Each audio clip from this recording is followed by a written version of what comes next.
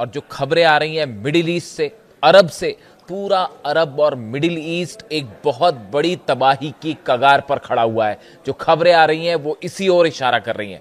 आज मैं आपसे कुछ ऐसे मुद्दों पर चर्चा करना चाह रहा हूं जो आपको जो हालात दिखाई दे रहे हैं इस समय मिडिल ईस्ट में, रूस में, अमेरिका, इजराइल, इनके पीछे, पर्दे के पीछे कुछ ऐसे खेल चल रहे हैं जो बहुत बड़े सवाल खड़े कर रहे हैं।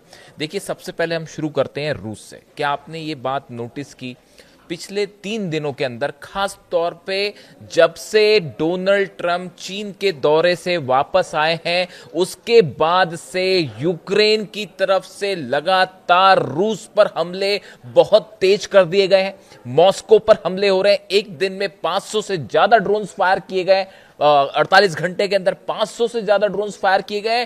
क्रूज मिसाइल्स फायर की गई हैं। मॉस्को में रिंग ऑयल पाइपलाइन पर धमाका हुआ है, क्रूज मिसाइल गिरी है। देखिए, मैंने पहले भी आपको इस तरह का वीडियो बनाया है और यह बात आपको बताई है कि आप देखें, जब भी ईरान की तरफ से कोई एक्शन होता है या कुछ इस तरह की खबरें आती हैं कि ईरान की तरफ से कोई बड़ा कदम उठाया जाने वाला है, उसी समय रूस के किसी ना किसी ऑयल के ठिकाने पर बड़ा हमला होता है।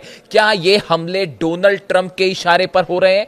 बड़े सारे डिफेंस एक्सपर्ट इस बात को मान के चलते हैं कि मॉस्को पर जो अटैक हो रहे हैं, रूस की ऑयल रिफाइनरीज पर जो हमले हो रहे हैं, ये हमले डोनाल्ड ट्रंप और अमेरिका के इशारे पर हो रहे हैं और जेलेंस्की इसका मोहरा बने हुए हैं।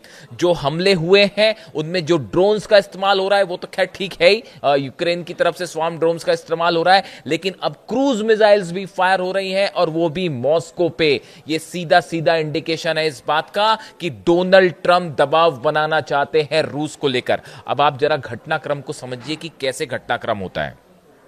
पहले खबरें आती हैं कि मॉस्को के ऊपर अटैक हुआ है, अब तक का सबसे बड़ा हमला जंग के बीच का। मिसाइल्स गिर रही हैं, ड्रोन्स गिर रहे हैं। इसी हमलों के बीच में खबर आती है कि यूएई में, अबू धाबी में न्यूक्लियर प्लांट जो है अल धफरा में, बरका, उसके ऊपर ड्रोन अटैक होता है। 3 ड्रोन से स्ट्राइक होती है, उसमें से 2 ड्रोन हवा में तबाह कर दिए गए, तीसरा ड्रोन जो है उसके जनरेटर पर गिर गया। इसके साथ ही खबर आती है क्या कि इजराइल के बेत शेमेश में जो है वो सबसे बड़ी जो उनकी रॉकेट बनाने वाली कंपनी है, जो कि एरो 3 की मिसाइल्स बनाती है और रॉकेट बनाती है, उसके ऊपर हमला होता है और वहां पे इतना बड़ा धमाका जैसे कि कोई एटम बम फटा हो, इस तरह का धमाका होता है। क्या इन तीनों धमाकों के बीच में कनेक्शन है? मॉस्को पर हमले, नतीजा यूएई पर हमला, नतीजा इजराइल पर हमला। इस बात को समझिए। देखिए, ये कहानी सिर्फ ईरान और अमेरिका के बीच की नहीं रह गई है। चीन ने बड़ा झटका दिया है डोनाल्ड ट्रंप को और ये अब तक की सबसे बड़ी डिप्लोमैटिक और फॉरेन पॉलिसी की हार मानी जा रही है अमेरिका की। जब डोनाल्ड ट्रंप बीजिंग से वापस लौट रहे थे, उनका चेहरा बता रहा था कि हकीकत क्या है। दुनिया का सबसे बड़ा शक्तिशाली देश होने का ताज अब डोनाल्ड ट्रंप से चिढ़ चुका है और मैं डंके की चोट पर यह बात कहने के लिए तैयार हूं। आज हालात यह हैं कि अमेरिका हुआ करता था सुपर पावर, अब नहीं है। और ये बात जिनपिंग ने साबित कर दी है, ये बात पुतिन ने साबित कर दी है और सबसे बड़ी बात, ये बात ईरान ने साबित कर दी है। अब देखिए कहानी क्या है। कहानी ऐसी है, आप जरा देखिए, इस बात को एनालाइज कीजिए। कल हमने इस पे विस्तार से वीडियो बनाया था कि जिस तरह से अल धफरा में, अबू धाबी में बरका जो न्यूक्लियर प्लांट है, इस पर जो स्ट्राइक हुई, ये स्ट्राइक कैसे हुई जरा समझने की कोशिश करिए। 3 ड्रोन आते हैं, उसमें से 2 मार गिराए गए, तीसरा गिर गया, तीसरे ने जो है हिट कर दिया। अब ये ड्रोन कहां से आए? बताया ये जा रहा है, खुफिया जो एजेंसी से खबरें आ रही हैं, मैं इस पर नजर बनाए बैठा हुआ था कि इसको लेकर क्या बयान सामने आता है कि आखिर अबू धाबी तक ये ड्रोन आया किस रास्ते से। बताया ये जा रहा है कि इसने सऊदी के एयर स्पेस का इस्तेमाल किया गया इस ड्रोन के हमले पे। अब ये कैसे हो सकता है? आप खुद सोचिए। इस समय यूएई पूरी तरह से ईरान के टारगेट पर है। फुजेरा पर इतने सारे हमले हुए, इजराइल ने अपना आयरन डोम भेज रखा है। आयरन डोम क्या इस न्यूक्लियर, इकलौता न्यूक्लियर प्लांट है मिडिल ईस्ट का, जो कि साउथ कोरिया की मदद से लगाया गया है और यूरेनियम जो है इसमें आदान प्रदान अमेरिका करता है। अब आप ये बताइए, क्या आयरन डोम सिस्टम जो इजराइल से आया है, क्या वो अल-दफरा में बरका न्यूक्लियर पावर प्लांट के आसपास आयरन डोम नहीं लगाया होगा? और नहीं लगाया तो क्यों नहीं लगाया? और अगर लगा था डिफेंस सिस्टम तो भी ये हमले कैसे हो गए? ये बहुत बड़ा सवाल है। सऊदी की एयर स्पेस का इस्तेमाल कैसे हुआ? क्या आप ये कहना चाह रहे हो कि हुतीज ने यमन से फायर कर दिए ड्रोन? इस जंग के हालात के बीच में जब सऊदी निशाने पर है, जब दुबई निशाने पर है, अबू धाबी निशाने पर है, और ईरान ये कह रहा है कि अगर जंग होती है हम पूरे यूएई को जला देंगे। ये बयान आया है आरजीसी के अधिकारी की तरफ से कि अगर हम पर यूएई की तरफ से हमला हुआ तो ना दुबई बचेगा, ना अबू धाबी बचेगा, और ना बुर्ज खलीफा बचेगा, पूरे यूएई को हम आग लगा देंगे। ये बयान आ रहे हैं आरजीसी की तरफ से। ऐसे समय में यूएई ने जो भारी भरकम आयरन डोम लिया है इजराइल से, उसको अपने न्यूक्लियर पावर प्लांट के आसपास नहीं लगाया। देखिए, बहुत सारी चीजें ऐसी हो रही हैं जो सामने कुछ हो रही हैं और पीछे कुछ हो रही हैं। यह हमला किसने कराया, यह अभी तक साफ नहीं हो पाया। यह हमला कैसे हुआ यूएई के न्यूक्लियर पावर प्लांट पे, ये अभी तक साफ नहीं है। और अगर कोई कुछ क्लेम कर भी रहा है तो भी इस बात की कोई गारंटी नहीं कि वो बात सही है। आप खुद सोचिए, अगर सऊदी के एयर स्पेस का इस्तेमाल हो रहा है, कोई ड्रोन सऊदी का एयर स्पेस क्रॉस करते हुए यूएई में एंटर करता है और न्यूक्लियर पावर प्लांट पे गिर जाता है ड्रोन, और मिसाइल गिरेंगी तो फिर क्या होगा? अगर खुर्रम शहर गिर गई यहां पे तो क्या होगा? फतह 2 गिर गई तो क्या होगा? सेजिल गिर गई तो क्या होगा? तो पूरा न्यूक्लियर प्लांट टूट जाएगा, तो फिर तबाह हो जाएगा। अगर यहां पे अगर रेडिएशन हो जाता है यहां पे, तो बस सऊदी खत्म, मैप से मिट जाएंगे सऊदी और यूएई और आसपास के जितने देश हैं वो। पूरा अरब जल के खाक हो जाएगा अगर यहां से रेडिएशन हो गया तो। अब आप देखिए, कहने का मतलब यह है कि ये हमले किधर से हुए किसी को नहीं पता। इराक में 2-2 बेस चल रहे हैं इजराइल के, संभवतः पढ़ा ही होगा आपने। इराक में खुफिया तरीके से इजराइल ने अपने 2 बेस बना रखे हैं, एयर बेस। और आप देखिए, कई सारी स्ट्राइक्स जो यूएई में हुई हैं उसमें ड्रोन्स इराक की तरफ से फायर किए गए। आप समझिए इस बात को। ये हमले किसने करवाए किसी को नहीं पता, सच नहीं पता। हो सकता है इजराइल ने करवाए हो सकता है यमन से आया हुआ हो सकता है ईरान से आया हुआ, बहुत सारी पॉसिबिलिटीज है। पर्दे के पीछे बड़ा खेल चल रहा है जो कि समझना होगा। हूती की तरफ से एक फायर किया गया मिसाइल, और बताया जा रहा है कि उसमें जो है अमेरिका का ड्रोन जो है वो मार गिराया है हूती ने। यानी हूती की भी एंट्री हो चुकी है। और ये भी देखिए उसी समय हो रहा है जब रूस पे हमले हो रहे हैं। आप समझिए, हूती भी कई जगह से कमांड ले रहा है। ऐसी बात नहीं कि वो सिर्फ ईरान की बात मान रहा है, हो सकता है रूस की भी बात मान रहा हो हूती। और ऐसी सिचुएशन में जो सबसे एडवांस ड्रोन है अमेरिका का, उसको हूतीज ने अपनी मिसाइल से मार गिराया। अब क्या आप ये कहोगे कि ये यूएई पर जो हमला हुआ ये हूतीज ने कर दिया, अपने ड्रोन भेज के कर दिया? तो फिर अब जब क्रूज मिसाइल मारेगा फिर क्या होगा? ये तो बड़ी हैरान करने वाली खबरें हैं जो जिस तरह से ये खबरें चल रही हैं। अब इसके अलावा आप देखिए, डोनाल्ड ट्रंप चाहते हैं कि लवान आइलैंड पर यूएई हमला करे। ईरान का वो आइलैंड जहां से हॉर्मूज के पास का वो इलाका जहां से जहाज निकलते हैं, वो लवाना आइलैंड जो है, लवाना आइलैंड पे है, वो कब्जा करना बहुत जरूरी है। उसके बिना कोई भी मिशन हॉर्मूज में नहीं हो सकता। तो अब डोनाल्ड ट्रंप ये चाहते हैं कि यूएई हमला करे पीछे से। जो है थ्योरी आपने देखी होगी, कई जगह छपी है, कई अखबारों में छप गई है अमेरिका के और ब्रिटेन के, जो ये कह रहे हैं कि साहब ये थ्योरी चल रही है कि डोनाल्ड ट्रंप जो है चाहते हैं कि यूएई हमला करे, हम पीछे से मदद करें।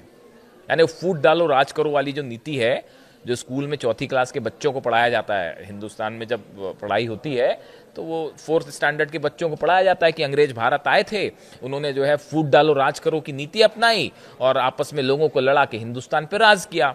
तो अब बस वैसे ही जो है वो मिडिल ईस्ट में हो रहा है कि आप सऊदी को ईरान से लड़ा दो, यूएई को ईरान से लड़ा दो, और बदले में ऑयल कैप्चर कर लो, नेचुरल रिसोर्सेस कैप्चर कर लो। और पर्दे के पीछे कितने सारे, कौन किसके साथ है यही क्लियर नहीं है साहब। कौन किसके साथ खेल रहा है, कौन किसके खिलाफ खड़ा हुआ है। सऊदी क्या करेगा इस पोजीशन में? अगर यूएई हमला करता है तो क्या सऊदी चुप रहेगा? कतर क्या करेगा ऐसे सिचुएशन में? बड़े सारे सवाल हैं जिनके कोई जवाब ही नहीं है। और हर आदमी यहाँ पे, आप किसी भी कोई भी घटना होती है आपको ये पता ही नहीं चल पाएगा कि इसकी हकीकत क्या है। वो इजराइल में जो धमाका हुआ, वो आपको क्या लगता है कैसे हुआ होगा धमाका? इतने बड़े लोकेशन पर जहां पर एरो 3 की मिसाइल्स रखी हुई हैं, उसके पास न्यूक्लियर स्टेशंस हैं, न्यूक्लियर आर्म्स रखे हुए हैं। ऐसा बताया जाता है कि जहां धमाका हुआ उसके करीब अमेरिका के जो है न्यूक्लियर वेपन्स रखे हुए हैं जहां पर धमाका हुआ। तो ये क्या एक गलती से धमाका हो गया? बिल्कुल गलती से धमाका नहीं हुआ। तो क्या हूती ने हमला कर दिया वहां पे, कि ईरान ने ड्रोन मार दिया और एक ड्रोन गिरने से वहां हमला हो गया? या फिर ये क्रूज बैलिस्टिक मिसाइल या क्रूज या किसी तरह की बैलिस्टिक मिसाइल का अटैक था? क्या इजराइल पर यह हमला मॉस्को का बदला था? आप समझिए इस बात को कि मॉस्को में जो कुछ घटनाक्रम हो रहा है, ये सब चीजें जुड़ी हुई हैं। आप इसको आइसोलेशन में नहीं देख सकते। क्या इजराइल में धमाका मॉस्को में किसी हमले का बदला था? क्या यूएई के न्यूक्लियर पावर प्लांट पर हमला करके यह संदेश दिया गया कि आप मॉस्को में ऑयल ठिकाने जलाएंगे तो बदले में आपके न्यूक्लियर प्लांट्स खतरे में हैं? यूएई के न्यूक्लियर प्लांट पर हमला होना और इजराइल के उस स्थान पर हमला होना जहां पे न्यूक्लियर वेपन्स होने की संभावना है, एरो 3 रॉकेट्स होने की संभावना है, ये कोइंसिडेंस नहीं है, ये वेल प्लान्ड अटैक थे इजराइल और यूएई पे, और हो सकता है कि ये मॉस्को का बदला था। अब ये जंग डोनाल्ड ट्रंप वर्सेस पुतिन की जंग हो चुकी है, और जिनपिंग का कहना ऐसा है हम ईरान का साथ नहीं देंगे। जिनपिंग ने सीधा इंटरफेरेंस से मना कर दिया है, लेकिन पुतिन और ट्रंप के बीच में एक बड़ी जंग छिड़ी हुई है। नवंबर में चुनाव होने हैं, मिड टर्म जो होते हैं, जो डोनाल्ड ट्रंप को उस चुनाव का सामना करना है, और डोनाल्ड ट्रंप की पॉपुलैरिटी जो है वो बुरी तरह से नीचे गिर चुकी है, उनकी रेटिंग बुरी तरह से नीचे गिर चुकी है, और अगर वो यहां हमला ना करें तो वो चुनाव हारना उनका वहां तय है। इतनी बुरी स्थिति में है डोनाल्ड ट्रंप। तो उनको अब देखिए, अमेरिका में जो राष्ट्रपति हमला करता है और जीत जाता है, वो वहां भी चुनाव जीत जाता है, क्योंकि वो वेपन्स बिक जाते हैं। तमाम इस तरह की थ्योरीज हैं, आप समझ सकते हैं। बड़ा डेवलपमेंट है मिडिल ईस्ट में, कम से कम 25 ऐसे प्लेन्स देखे गए हैं रडार्स पे जो कि मिडिल ईस्ट से अमेरिकन सोल्जर्स को लेके यूरोप की तरफ बढ़ गए हैं। वजह क्या है? हर उस लोकेशन से अमेरिकन सोल्जर्स को हटा लिया गया है जहां पर ईरान हमला कर सकता है। यह सबसे बड़ा संकेत है इस बात का कि जल्दी ही अटैक होने जा रहा है। पिछली बार जिस तरह से बेस जले, 16 बेस तो पूरी तरह से तबाह थे, तो अब फिर से कहीं ऐसा हमला ना हो, अमेरिकन सोल्जर्स की कैजुअलिटी होगी बिल्कुल, वो तो छोड़ेगा थोड़ी ईरान। तो ऐसे हालात में पहले उनको हटाने का काम शुरू हो गया कि कहीं अमेरिकन सोल्जर्स यहां ना मारे जाएं, तो उन्हीं जगह चीजों को रखा जाए जहां से अटैक करना है। तो ये एक बड़ा मूवमेंट है। उसके अलावा जो 5th फ्लीट है बहरीन में, जिसका हेडक्वार्टर है, जो पूरी तरह से तबाह किया गया था, वहां फिर सही किया गया। अब वहां पे बताया जा रहा है कि दूसरा एयरक्राफ्ट कैरियर भी जो है अमेरिका का, उसके आसपास 5th फ्लीट में शामिल हो चुका है। तो ये भी एक स्ट्राइक की जो है सामने की सीधी सीधी बात है। इसके अलावा देखिए, डोनाल्ड ट्रंप और नेतन्याहू के बीच एक हफ्ते में 2 बार फोन पर बात हो गई है, और जो पिछली बात हुई है, बताया जा रहा है कि उसमें यह प्लान तय हो चुका है कि अब क्या करना है। डोनाल्ड ट्रंप की सिचुएशन रूम में बड़ी मीटिंग है अपने अधिकारियों के साथ, जिसमें इस प्लान पर फाइनल मूवर होगी कि किस तरह से ऑपरेशन करना है। क्या खार्ग आइलैंड पर ग्राउंड ऑपरेशन करना है? क्या यूएई को आगे रख के हमला करना है? क्या नेतन्याहू के ऊपर छोड़ दिया जाए कि वो हमला करें, पीछे से बैकिंग की जाए? इस तरह की तमाम चीजें हैं, हो रही है, इस तरह के तमाम प्लान हैं। लेकिन ईरान की तरफ से एक ही प्लान है। ईरान की तरफ से प्लान बड़ा साफ है कि अगर ईरान पर हमला होता है, पूरे अरब देश एक बार फिर जलेंगे, 12 के 12 देश फिर जलेंगे। सब पर मिसाइल्स लोकेशन करके तैनात कर दी गई है। मिसाइल्स, जो इंफॉर्मेशन मेरे पास है उसके मुताबिक, कितनी मिसाइल्स कौन से देश पर गिरेगी, किस लोकेशंस पे गिरेंगी, वो सब का सब तय है। और इस बार पिछली बार से ज्यादा भयानक हमला होगा, क्योंकि ये बताया जा रहा है, डिफेंस सर्कल में इस तरह की चर्चा है कि अमेरिका जब भी हमला होगा वो एक बार में भयंकर हमला होगा। हमने देखा पिछली बार की एक मिसाइल का एक वेव आती थी, एक लहर आई, हमले हुए, फिर रुक गया, फिर रात को दूसरा हमला हुआ, फिर अगले दिन हमले हुए। इस बार ऐसा नहीं होगा, शायद ऑल आउट वॉर एक साथ होगा। नतीजा यह है कि ईरान की तरफ से पलटवार भी ऑल आउट हो सकता है। यानी हालात बेहद। और देखिए, दूसरी चीज मैंने जहां से शुरुआत की थी कि यहां पे अभी जो हालात है, मॉस्को पर हमले हो रहे हैं, क्या डोनाल्ड ट्रंप के कहने पर हमले हो रहे हैं? क्या मॉस्को पे हमले का बदला यूएई की तरफ से, यूएई में धमाका करके मैसेज दिया गया, इजराइल में धमाका, बेत शेमेश में धमाका करके दिया गया? बड़े सारी चीजें हैं। सऊदी अरब की क्या भूमिका होगी, यूएई की क्या भूमिका होगी, कतर का क्या स्टैंड होगा? एक मैप जारी कर दिया अमेरिका ने, जिसमें दिखाया गया कि ईरान पर सब 12 देशों की तरफ से आसपास से हमला होगा। कौन सा देश किस भूमिका में होगा, कुछ भी क्लियर नहीं है।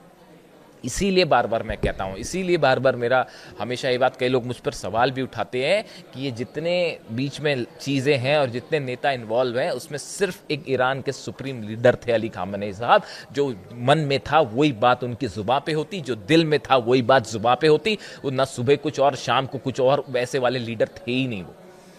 आप उनकी पिछले 30 साल की स्पीचेस उठा के, मैंने तो जब से वो 1980 के बाद से उनकी स्पीचेस, जब वो सुप्रीम लीडर नहीं बने थे उसके पहले की भी कुछ स्पीचेस हैं, वो तब से उठा के मैंने उनको खंगालनी शुरू कर दी। आप उठा के देख लीजिए, हमेशा उन्होंने हर बात एकदम साफ गोई के साथ कही। वो इस बात को जानते थे कि सऊदी और ईरान को लड़ा के राज करने की कोशिश अमेरिका की हमेशा से रही है, और ये बात वो हमेशा समझाते रहे। हमेशा उनकी अपील रही कि जितने मुस्लिम इस्लामिक कंट्रीज हैं वो एक रहे, तभी मिडिल ईस्ट सेफ होगा।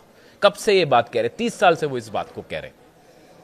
और वो एकमात्र नेता ऐसे थे जो उनके कभी ऐसा उन्होंने स्टैंडर्ड्स अपने ऐसे नहीं किए कि कह कुछ रहे और कल कर कुछ रहे। उन्होंने हमेशा वो किया जो वो बात को कह रहे थे। इसीलिए मैं हमेशा ये कहता हूँ कि इन हालात के बीच में जब ये ऑयल के लिए जंग देखते हैं आप, मिनरल अर्थ जो है, रेयर अर्थ मटेरियल, इसके लिए जो है हत्याएं हो रही हैं, 168 बच्चियों की हत्या हो गई, फिलिस्तीन में 30,000 से ज़्यादा बच्चों को आप मार चुके हैं। ऐसे जब डिसीजंस और इस तरह की जंग देखते हैं, तब फिर आपको महसूस होता है कि हाँ, वाकई ईरान के सुप्रीम लीडर एक ऐसे लीडर थे, सिर्फ उन पर यकीन हो सकता था, यकीन किया जा सकता था कि हाँ, वो जो कह रहे हैं वही करेंगे, या वो जो कह रहे हैं वो सच है, उस पर कायम रहेंगे। इसीलिए मैं हमेशा ये बात कहता हूँ। बाकी चीज़ें तो चलती रहेंगी, जंग होती रहेगी और ये खेल चलता रहेगा, हार और जीत का। लेकिन अली खामेनी साहब जैसे लीडर कम आते हैं, सदियों में एक बार आते हैं। खैर, तो देखिए, जो भी अपडेट होता है वो मैं आप तक पहुंचाऊंगा। हालात ये हैं कि अगले 24 से 48 घंटे में ये बात तय हो जाएगी कि ईरान पर स्ट्राइक कब होनी है, और जो भी अपडेट होगा आप तक पहुंचाऊंगा। वीडियो कैसा लगा कमेंट करके बताइए। Thank you so much.